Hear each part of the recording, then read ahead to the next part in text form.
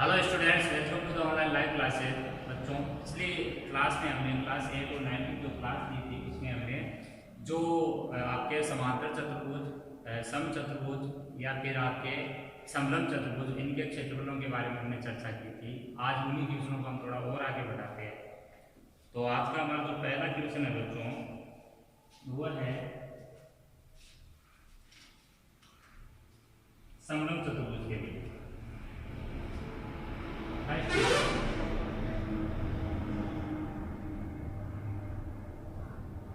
समलंब चतुर्भुज का क्षेत्रफल दिया आपको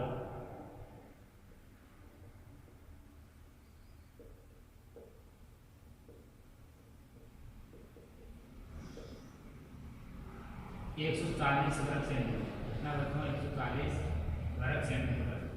इसकी ऊंचाई 10 सेंटीमीटर है।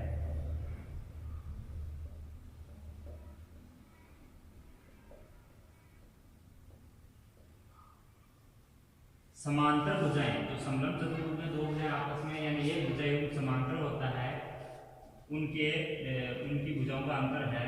समांतर भुजाओं का अंतर दिया आपको, समांतर भुजाओं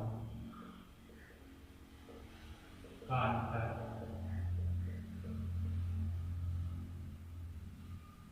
4 सेंटीमीटर। आगे पूछा है दोनों समांतर भुजाओं की लंबाई क्या है। दोनों समांतर भुजाओं की आपको बच्चों क्या ज्ञात करनी है? लंबाई।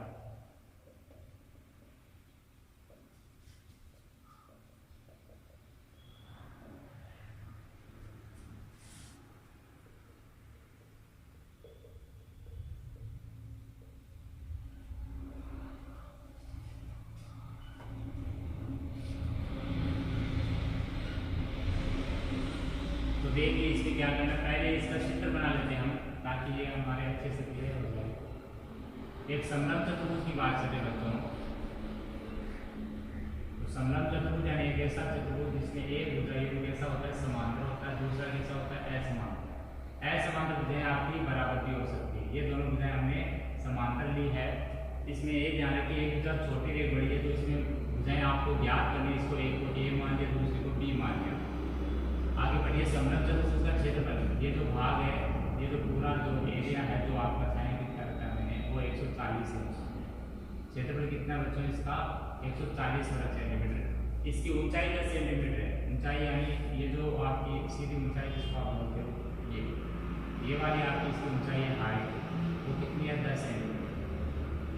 ये जो कभी कभार ऊंचाई कह देता है, कभी कभार ये कह देता है कि दोनों समांतर भुजाओं के बीच की दूरी, दोनों एक ही चीज है। एक समलंब चतुर्भुज में जो ऊंचाई है वही आपके दोनों समांतर भुजाओं के बीच की दूरी कहलाती है, वो लंबवत दूरी होती है दरअसल। तो वो कितनी देती है? सवाल में आपके 10 सेंटीमीटर। यानी ये डेटा भी मिल चुका है। क्षेत्रफल मिल गया, ऊंचाई मिल गई, और मिल गया आगे दोनों भुजाओं का अंतर। यानी दोनों भुजाएं जो ए और बी है उनकी माप पता नहीं है, लेकिन उनका अंतर कितना है वो हमें पता है, 4। यानी ये 6 और 2 हो सकती है, ये 8 और आपकी 4 हो सकती है, ये 10 और 6 हो सकती है।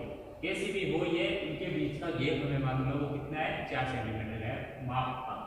अब यहाँ पर मैंने बड़ी भुजा को ए लिया, छोटी भुजा को बी लिया, तो मैं यहाँ a माइनस बी करूँगा। अगर ये बड़ी भुजा होती, ये छोटी होती और इसको a लिखता मैं, तो a माइनस बी, या बड़ी को आप a बी लिखते हैं तो आप b माइनस बी। ये ध्यान रखिए कि बड़ी कौन सी ली है। तो अब हमको चित्र से देख के लिखना है। सबसे पहले लिखना है दिया गया है चित्र से या चित्रानुसार।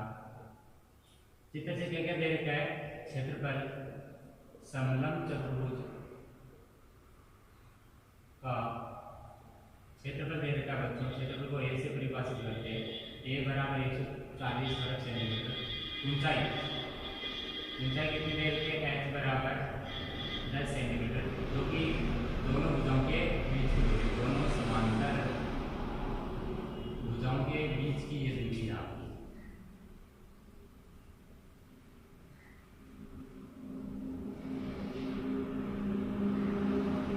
अगला है आपका समांतर भुजाओं के बीच का अंतर। समांतर भुजाओं के बीच अंतर बराबर कितना दिया है? 4 सेंटीमीटर।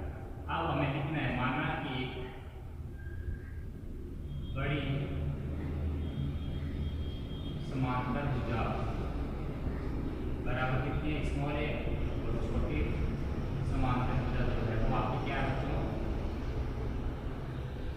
स्मॉल बी, तब a माइनस बी बराबर कितना दिया आपका 4 सेंटीमीटर। ये आपकी नंबर 1 समीकरण। दोनों समांतर भुजाओं का अंतर दे रखा है, वो उनमें पहले हमने समांतर भुजा बड़ी वाली a मानी, छोटी वाली b मानी, तो अंतर क्या बना a माइनस बी बराबर 4 सेंटीमीटर।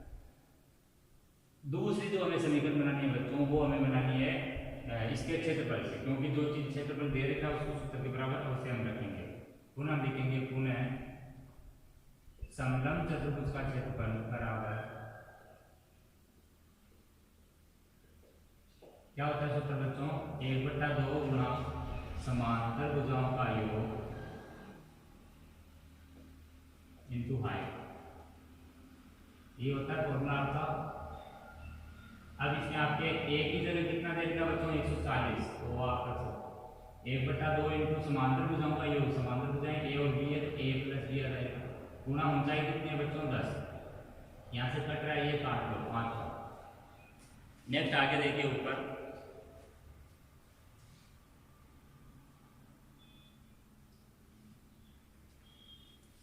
या 140 बराबर कितना हो गया 5 गुणा a प्लस बी, या a प्लस बी बराबर कितना हो गया 140/5 28, तथा a प्लस बी बराबर कितना 28 सेंटीमीटर। ये होगी नंबर 2।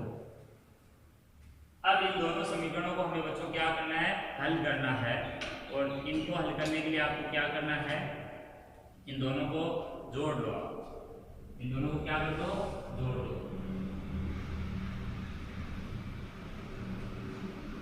समीकरण आपकी जो फर्स्ट है a माइनस बी बराबर 4 सेंटीमीटर और सेकेंड है a प्लस बी बराबर 28 सेंटीमीटर, इनको क्या करना है, जोड़ना है।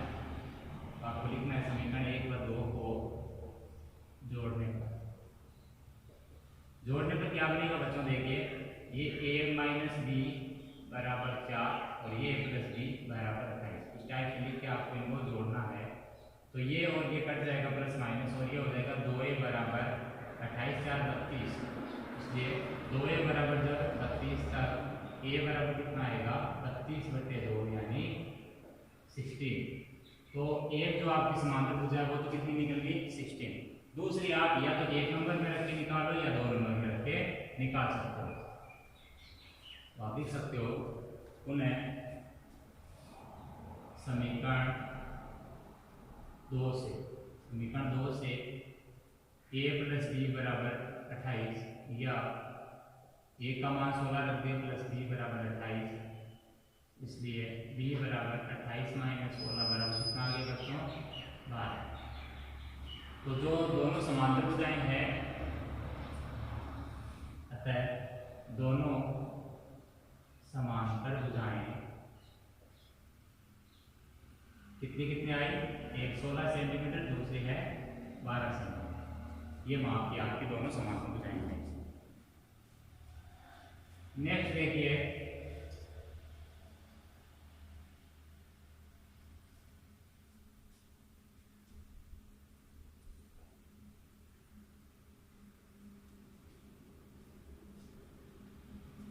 सेकेंड क्वेश्चन देखिए बच्चों,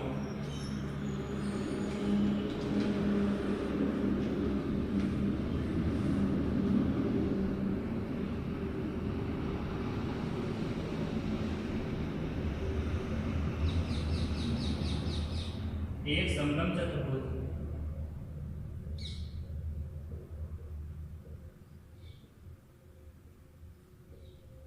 की दो समांतर भुजाएं, के बाद जो समांतर भुजाएं जो होती है समलंब चतुर्भुज की वो दे रही है, इसलिए सवाल में हमने इनको क्या किया था, ज्ञात किया था।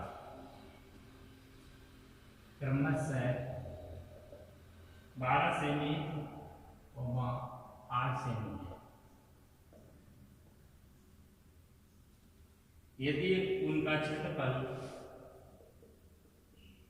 यदि उसका, उनका नहीं उसका क्षेत्रफल, उसका किसका, समलंब चतुर्भुज का 60 वर्ग सेंटीमीटर हो तो समलंब चतुर्भुज की ऊंचाई ज्ञात कीजिए।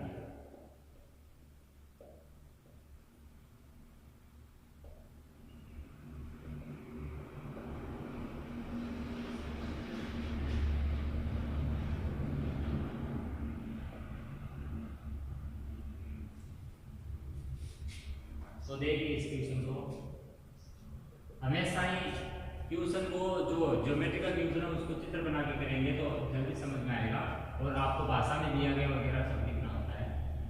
तो समलंब चतुर्भुज की फिर से बात करते हैं। समलंब चतुर्भुज का चित्र हम बना लेते हैं। ABCD नाम रखो या नाम नहीं लिखते तो भी कोई दिक्कत नहीं है।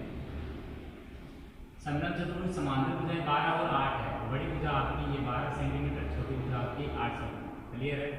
यदि उसका क्षेत्रफल यानी ये इसका जो क्षेत्रफल आपका बच्चों है वो कितना है, क्षेत्रफल आपका इसमें दे रखा है 60 वर्ग सेंटीमीटर स्क्वायर।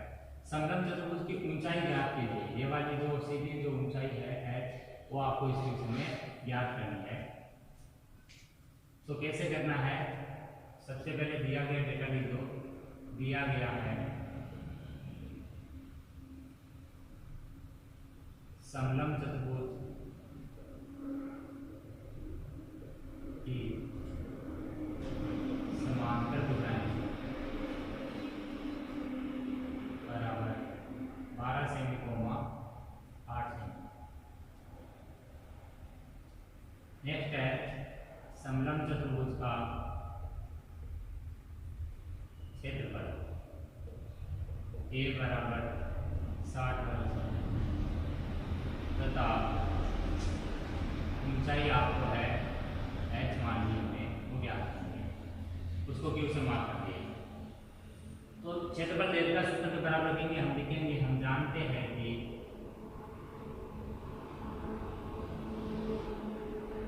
समलंब चतुर्भुज का क्षेत्रफल बराबर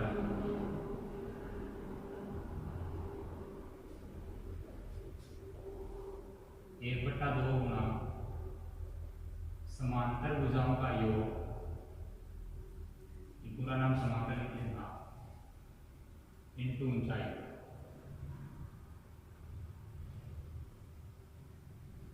या एक के स्थान पर आप रख सकते हो 60 बराबर 1 बटा 2 इंटू समांतर भुजाओं का योग यानी 12 सेमी प्लस 8 सेमी। यहाँ आपको इकाई लगाने की जरूरत है नहीं, जैसे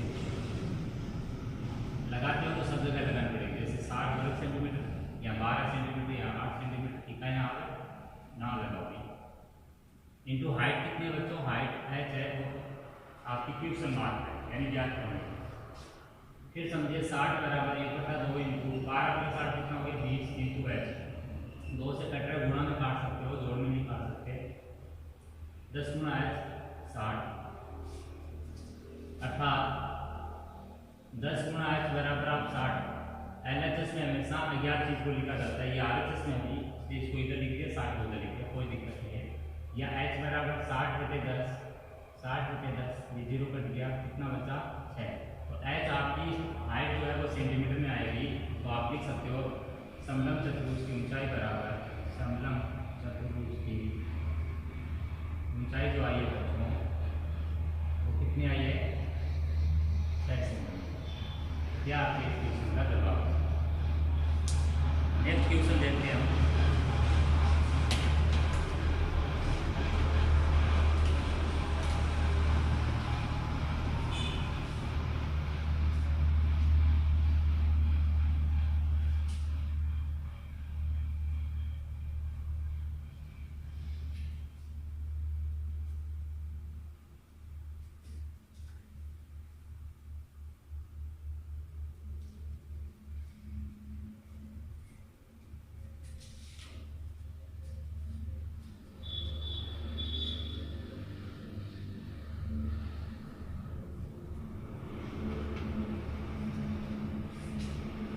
आज का हमारा थर्ड क्वेश्चन है,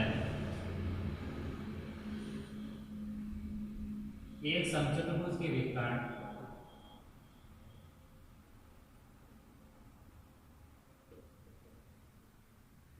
एक समचतुर्भुज, अब की बार समचतुर्भुज का क्वेश्चन रखो। विकर्ण 15 सेमी व 36 सेंटीमीटर, कितने कितने हैं 15 और 36। इसका परिमाप और क्षेत्रफल बताइए। इसका परिमाप व क्षेत्रफल बताएंगे।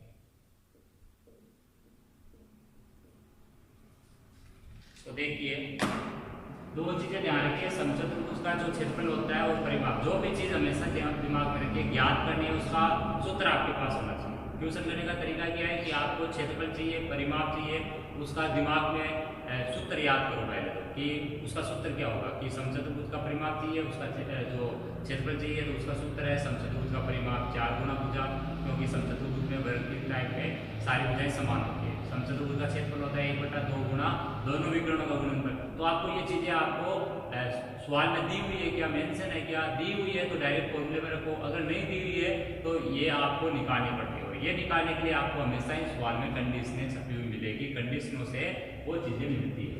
इस टाइप से हम सवाल को आसानी से हल कर ले जाते हैं। तो एक समचतुर्भुज का चित्र बना लेते हैं हम बच्चों।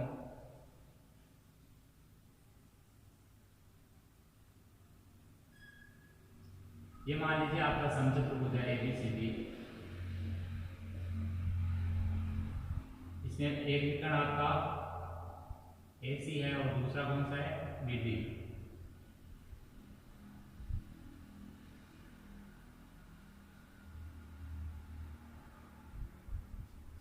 ये O पर काट रहे मान लीजिए, दोनों विकर्ण कहां पर प्रतिनिधित्व कर रहे हैं, O पे। तो दिमाग में रखिए समचतुर्भुज के जो विकर्ण होते हैं वो आपस में क्या करते हैं, एक दूसरे को लमसम विभाजन करते हैं। क्या करते हैं, लमसम विभाजन होते हैं। लमसम विभाजन का मतलब है 90 डिग्री पर काटते हैं और जो विकर्ण होंगे वो उनके दो हिस्से हो जाएंगे बराबर बराबर। जैसे ये 8 सेंटीमीटर का तो 6 हो जाएगा और ये 6 सेंटीमीटर तो इसके दो हिस्से 3-3 सेंटीमीटर में बंट जाएंगे। तो अब हमें क्या क्या देखते हैं वो हम डेटा यहाँ पर चित्र में भी दिखा देते हैं। एक समचतुर्भुज के विकर्ण 15 और 36 है। तो बड़ा वाला विकर्ण हमारा ये दिख रहा है चित्र में, जैसे कच्चा चित्र है, ये दिमाग में रखिए इसको। ये 36 सेंटीमीटर यहाँ पर हम रख देते हैं, ये 36 सेंटीमीटर हो गया यहाँ से लेकर यहाँ तक। BD विकर्ण आपका 36 है, BD बराबर यहाँ पर 36 और AC को हम यहाँ पर दिखा देते हैं साइड में। ये जो AC विकर्ण है वो कितना बच्चों चित्र में यहाँ पे 15 सेंटीमीटर है, तो ये आपका 15 सेंटीमीटर AC बराबर 15 सेंटीमीटर। ये समचतुर्भुज आपका। अब हम ट्यूशन स्टार्ट करते हैं। अब यहाँ पर देखिए विकर्ण तो दे रखे तो क्षेत्रफल तो आराम से निकल जाएगा, दोनों विकर्णों का गुणनफल करके उसका आधा कर देंगे।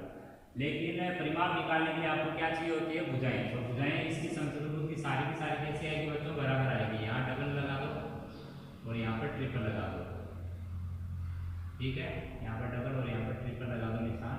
और भुजाएं समान होगी, ऊपर सिंगल एरो लगा दो। सिंगल एरो का मतलब है सारी की सारी ये भुजाएं क्या है आपकी समान।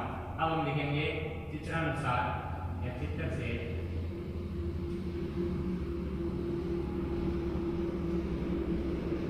विकर्ण AC बराबर 15 सेंटीमीटर, BD बराबर 36 सेंटीमीटर।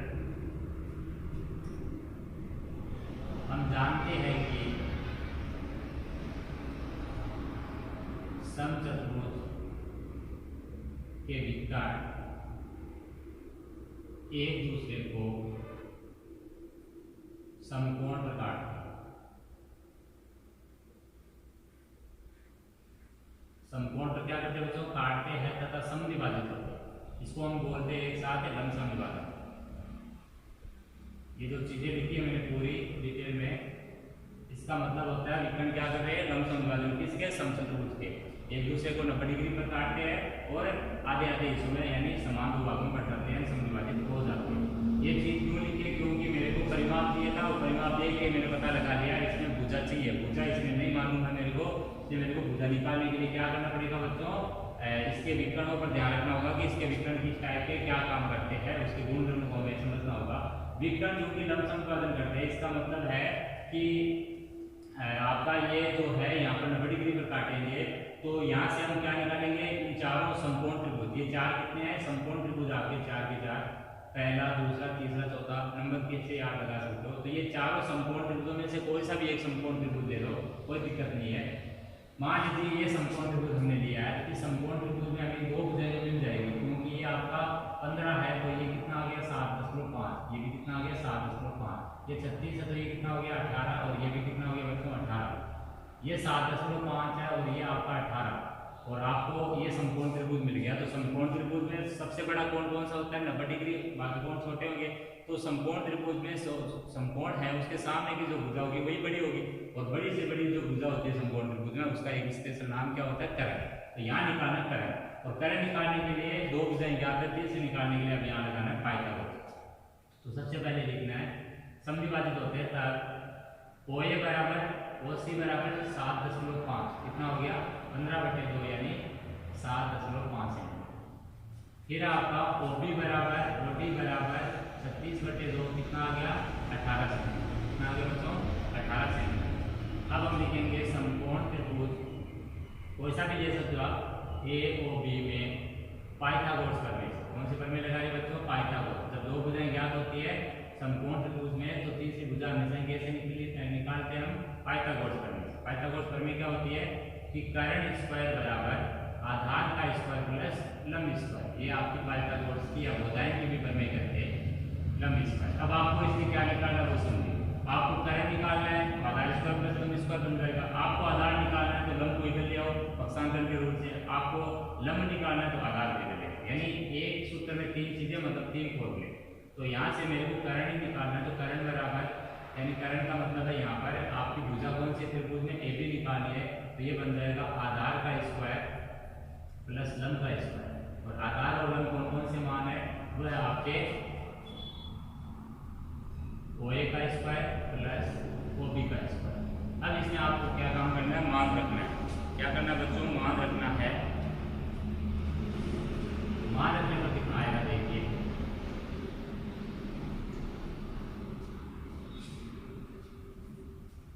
मान रखने का आ जाएगा 7.5 का स्क्वायर, ये AB बराबर चल रहा है 7.5 का स्क्वायर प्लस 18 का स्क्वायर। 7.5 का जब स्क्वायर करोगे बच्चों तो वो आएगा आपका 56.25। कितना आएगा? 56.25, और 18 का वर्ग आपको कितना होगा? 316। इनको जब जोड़ने बैठोगे तो ये हो जाएगा आपका 380.25, और इसका अब आपको निकालना है वर्गमूल।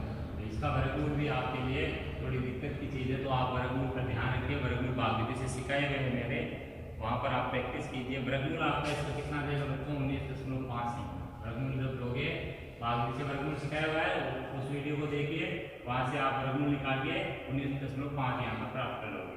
तो AB का जो मान, यानी आपकी ये जो AB यानी भुजा है वो कितनी आ गई? ये आ गई आपकी 19.5 सेंटीमीटर। ये सारी की सारी भुजाएं कितनी आ गई बच्चों? 19.5 सेंटीमीटर। अब आपका परिमाप और क्षेत्रफल सूत्र से आराम से निकल आएगा। तो अब हमें फॉर्मूला है उसके जाना है। एक नंबर है हमारा इसमें परिमाप। एक नंबर हमें क्या चाहिए? समचतुर्भुज का परिमाप चाहिए। समचतुर्भुज का परिमाप होता है 1/2 गुणा, समचतुर्भुज का परिमाप हो गया 4 गुणा भुजा। 4 गुणा भुजा कितनी आई? 19.5, मल्टीप्लाई करोगे 78, कितना आ जाएगा? 78 सेंटीमीटर। ये 78.0 का मतलब है 78 सेंटीमीटर बच्चों। चाहो तो आप 0 ना लगाओ, 78 सेंटीमीटर। फिर है 2 नंबर आपका समचतुर्भुज का क्षेत्रफल। और समचतुर्भुज का क्षेत्रफल क्या होता है? 1/2 गुणा दोनों विकर्णों का गुणनफल।